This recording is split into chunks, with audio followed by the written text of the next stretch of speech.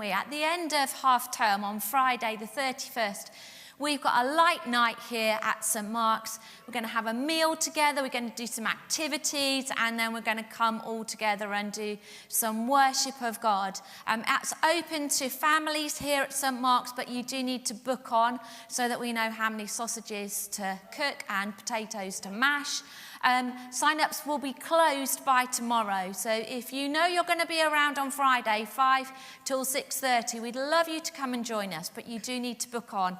But you've only got less than 24 hours, so do come along. And yes, it is free. So we are thinking about Zacchaeus today, and we're going to think about 3 different characters from the story of Zacchaeus. We're going to think about Zacchaeus, and we're going to think about Jesus, and we're also going to think about the people.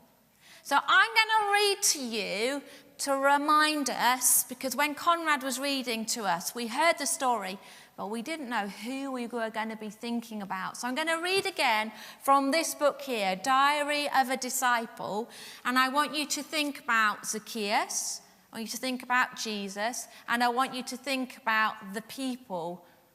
The people don't make a very big appearance, but I want you to listen to what they might be saying or doing.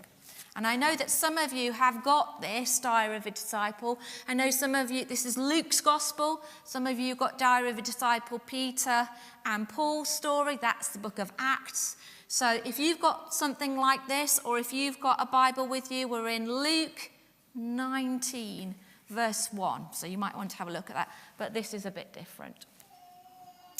When Jesus got to Jericho, loads of people were just standing there watching him. Everyone kept pushing and shoving so they could get a glimpse of Jesus. There was one guy called Zacchaeus who no one liked because he was a tax collector. Obviously, no one liked handing over their money to him, especially when he always kept some for himself. Zacchaeus really wanted to see Jesus, but he was rather short. I know what that feels like. He tried to jump up to see Jesus above the crowd, but he could only see shoulders and elbows and dandruff. So he decided to do something just a little bit crazy. He ran as far ahead of the crowd as his little legs would take him, and he climbed a tree so he could crawl out over everyone and get a look at Jesus. He got himself nice and comfortable and did his best impression of a tree. Then something weird happened. When Jesus came near the tree, he stopped and looked up. "Hello, Zacchaeus. Come down. I'm coming to your house." Zacchaeus almost fell out of the tree. How did Jesus know he was there? And now Jesus wanted to come to his house? No way! He climbed down as quickly as he could and led Jesus off to his house while worrying whether he would have enough fish biscuits for him. The crowd stared open-mouthed. Why is Jesus eating with him? Zacchaeus is not a great guy.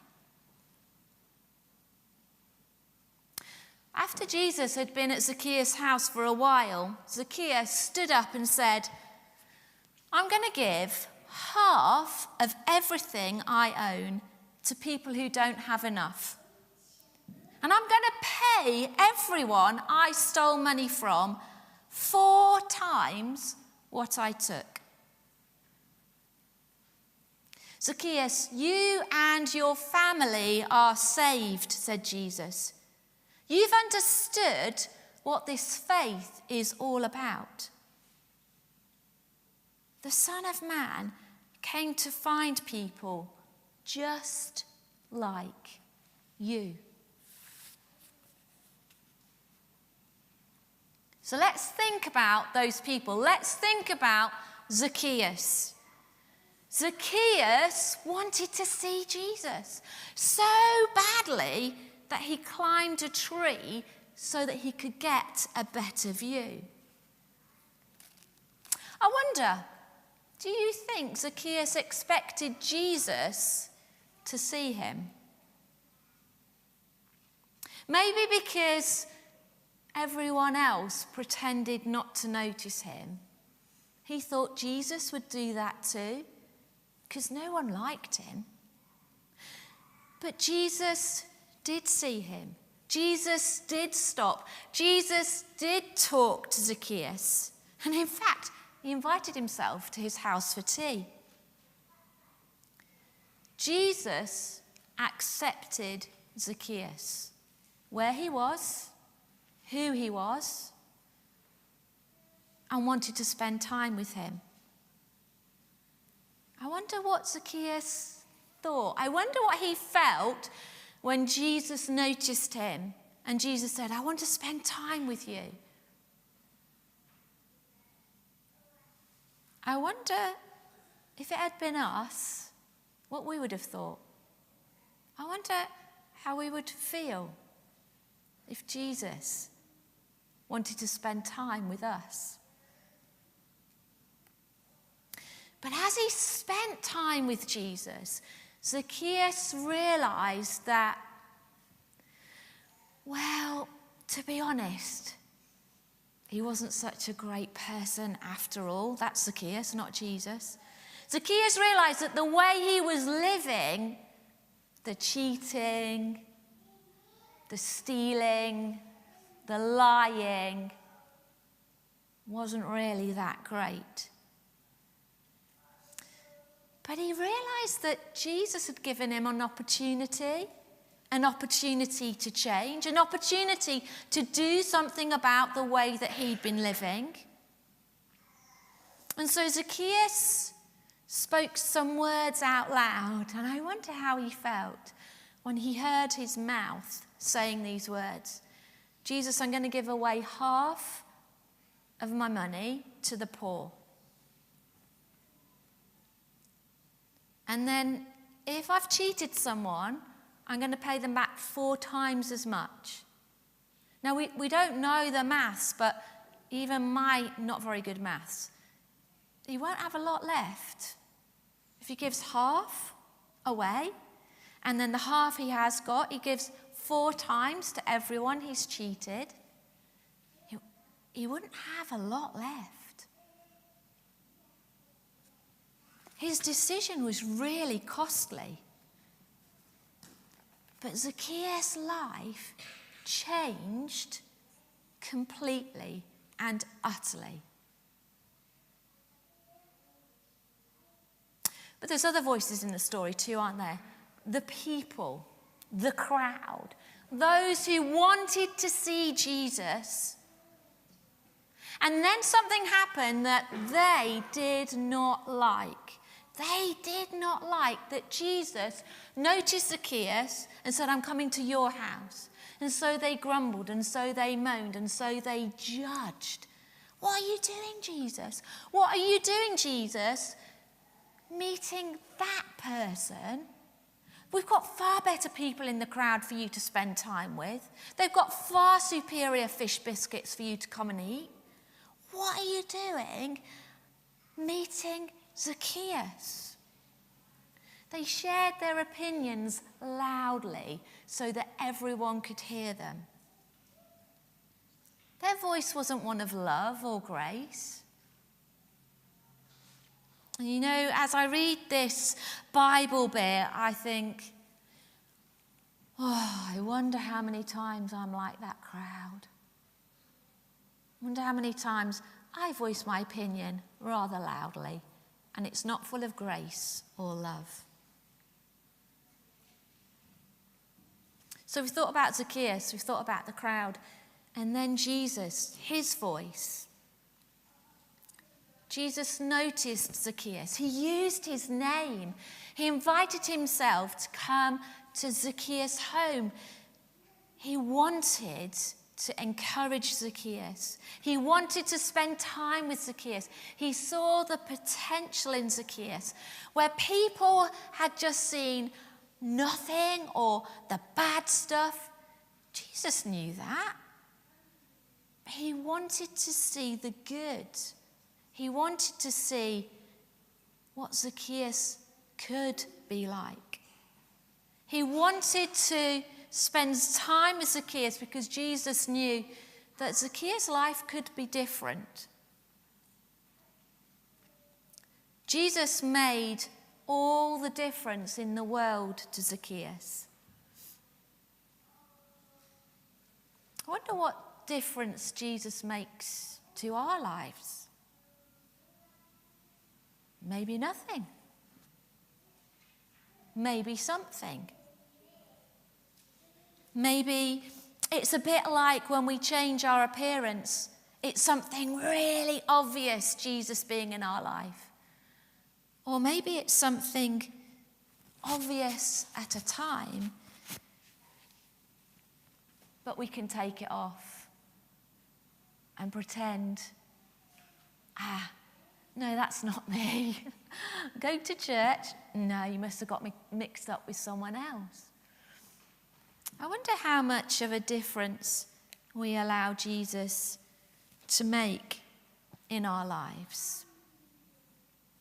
I wonder, as we follow Jesus, do people notice the change? 3 things for us this week. Can we be more like Zacchaeus? Can we be people who go, I want to meet Jesus. I want to see Jesus. I want to spend time with Jesus. Can we be people? Yeah, of course we can, because it's about where our hearts are. We don't have to know Jesus already to want to know him. We can be people who say, I want to meet with Jesus this week. And that's what we simply do each day. Say, Jesus, can I meet you today? Can we be more like Zacchaeus and want to see Jesus? And then if we're people who go, yeah, Jesus, I do see you. Are we willing to make those costly decisions that Zacchaeus made, to live differently, to give abundantly, to change our lives completely so that people see it? Can we be more like Zacchaeus? Can we be less like the crowd? Can we be less grumbly, less moany, less judgmental? And rather than being grumbly and moany and judgmental, can we use our words to encourage?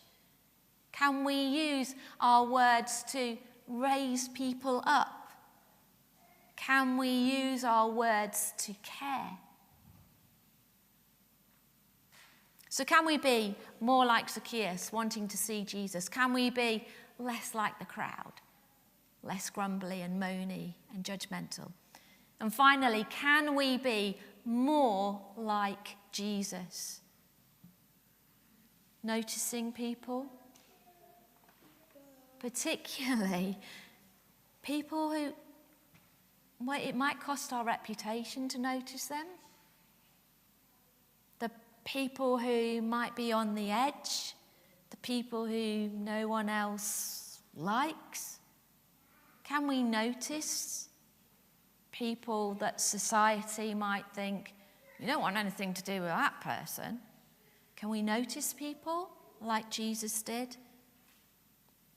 And can we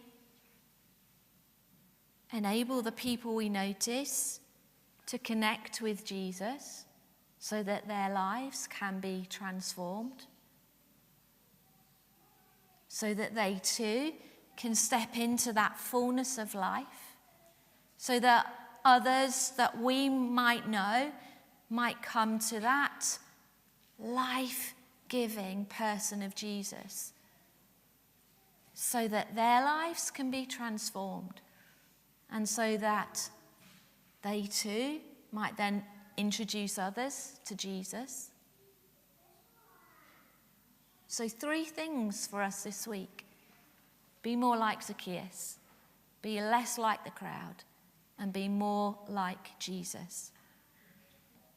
I don't know what you're doing this week, but what I do know is this: Jesus notices you. Jesus loves you. And Jesus is looking for opportunity to transform your life. Mike.